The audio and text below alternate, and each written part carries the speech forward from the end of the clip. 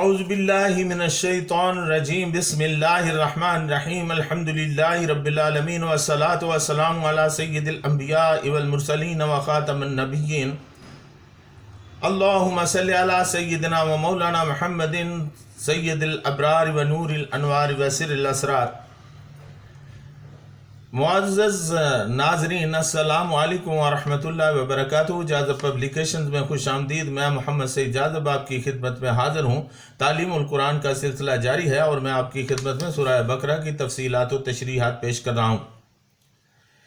ناظرین، بنی اسرائیل کی حجت بازی کا ایک قصہ اللہ تعالیٰ نے آیت نمبر 67 سے لے کر 71 تک کی آیات میں بیان کیا ہے، جسے میں نے گزشتہ نشست میں بھی عرض کیا تھا۔ آج کی نشست میں اس کے خلاصہ سمیت بقیہ داستان عبرت آپ کی خدمت میں پیش کر رہا ہوں۔ ہوا یوں کہ بنی اسرائیل کا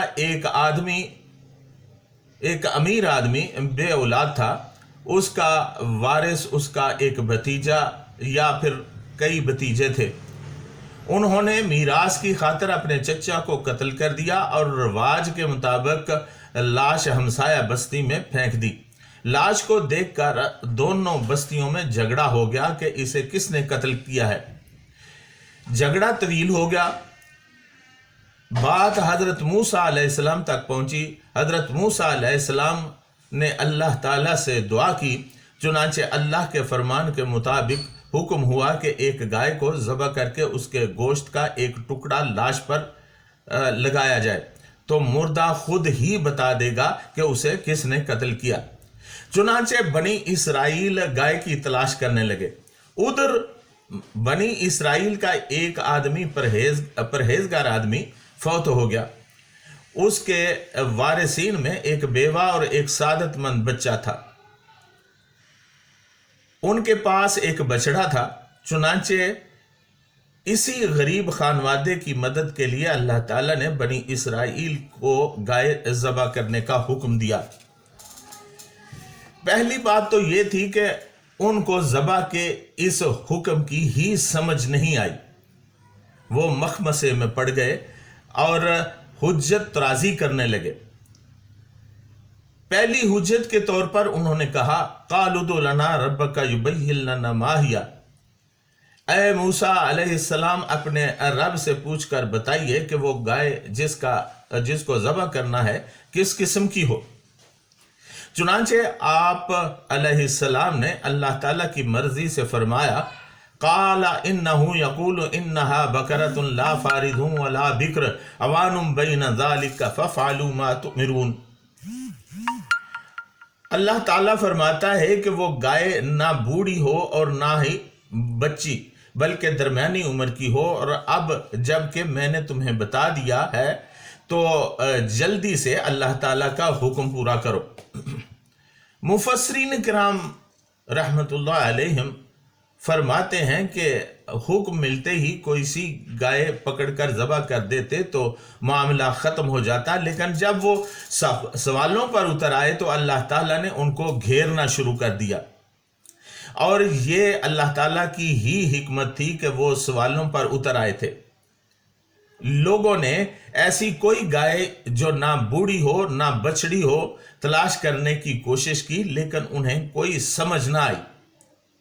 انہیں اس عمر کی بہت سی گائیں نظر آئیں، لیکن وہ فیصلہ نہ کر سکے کہ ان میں سے کون سی گائے کو ذبح کریں۔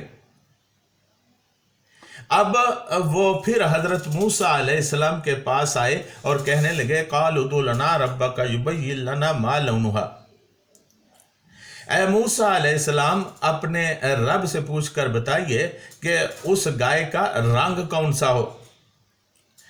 یعنی آپ علیہ السلام اس کا رنگ بتا دیں تو ہو سکتا ہے ہم آسانی سے اس گائے کا انتخاب کر لیں۔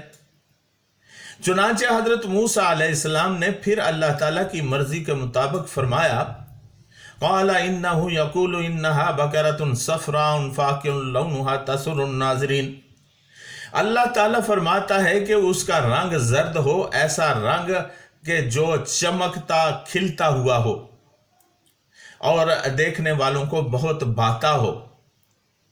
اب بنی اسرائیل پھر بھاگ کھڑے ہوئے اور ایسی گائے تلاش کرنے لگے جو نہ تو بوڑھی ہو اور نہ بچڑی اور وہ زرد رنگ کی بھی ہو، لیکن کافی تلاش کے بعد وہ اس طرح کی گائے تلاش کرنے میں بھی ناکام ہو گئے۔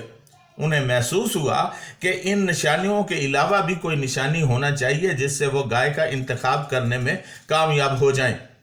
اب کی بار وہ عاجز سے آگے، لیکن ایک دفعہ پھر واپس حضرت موسیٰ علیہ السلام کے پاس آئے اور عرض کرنے لگے، قالوا ادع لنا ربک یبین لنا ما ہی ان البقرہ تشابہ علینا وانا ان شاء اللہ لمہتدون۔ اے موسیٰ علیہ السلام، اپنے رب سے مزید پوچھ کر بتائیے کہ وہ کس قسم کی گائے ہو۔ ایسی بہت سی گائے ہیں اور اب کی بار ہم انشاءاللہ اس تک ضرور پہنچ جائیں گے۔ یعنی ہم نے پہلے بتائی گئی نشانیوں کے مطابق کافی تلاش کر لیا ہے، لیکن اس طرح کی اور بھی بہت سی گائے ہیں۔ آخری مرتبہ کوئی اور نشانی بتا دیں تو ہم انشاءاللہ اس گائے کا انتخاب کرنے میں کامیاب ہو جائیں گے۔ حضرت موسیٰ علیہ السلام نے فرمایا، قال انہ یقول انہا بکرۃ لا ذلول تثیر الارض ولا تسقی الحرث مسلمۃ لا شیاۃ فیہا۔ اللہ تعالیٰ فرماتا ہے کہ وہ ایسی گائے ہو کہ جس سے نہ تو کوئی خدمت لی گئی ہو کہ ہل چلائے زمین میں، اور نہ ہی پانی دے کھیتی کو، بے عیب اور بے داغ بھی ہو۔ یہ نشانی انہیں خاصی بھلی معلوم ہوئی، چنانچہ وہ کہنے لگے، قالوا الآن جئت بالحق، اب کی بار آپ نے پتہ کی بات کی ہے۔ اب تک وہ خاصے عاجز آ چکے تھے، اسی لیے انہوں نے آخری نشانی پوچھی۔ پتہ چلنے پر وہ ایک بار پھر ایسی کوئی گائے تلاش کرنے کے لیے نکل کھڑے ہوئے۔ ان سب نشانیوں کے مطابق تلاش کرتے ہوئے اس بچے تک پہنچ گئے جس کے پاس یہ گائے تھی۔ اس گائے میں وہ تمام نشانیاں موجود تھیں۔ انہوں نے بچے کو گائے بیچنے کا کہا۔ بچے نے ماں سے پوچھا تو ماں راضی نہ ہوئی۔ اب انہوں نے بچے کو کہا کہ تم گائے کے بدلے میں گائے لے لو، تو بھی اس نے انکار کر دیا۔ انہوں نے اس گائے کے بدلے میں 2 گائیں پیش کیں، اس نے اس سے بھی انکار کر دیا، یہاں تک کہ انہوں نے اس ایک گائے کے بدلے 10 گائیں دینے کا وعدہ کیا، لیکن وہ لڑکا پھر بھی راضی نہ ہوا۔ تو وہ کہنے لگے کہ ہم یہ گائے ضرور حاصل کریں گے۔ وہ اسے ساتھ لے کر حضرت موسیٰ علیہ السلام کے پاس پہنچے اور عرض کی کہ اے موسیٰ علیہ السلام، وہ گائے جس کی نشانیاں آپ علیہ السلام نے بتائی ہیں وہ اس لڑکے کے پاس ہے، لیکن یہ اسے فروخت کرنے پر راضی نہیں۔ حضرت موسیٰ علیہ السلام نے فرمایا، لڑکے اپنی گائے دے دو۔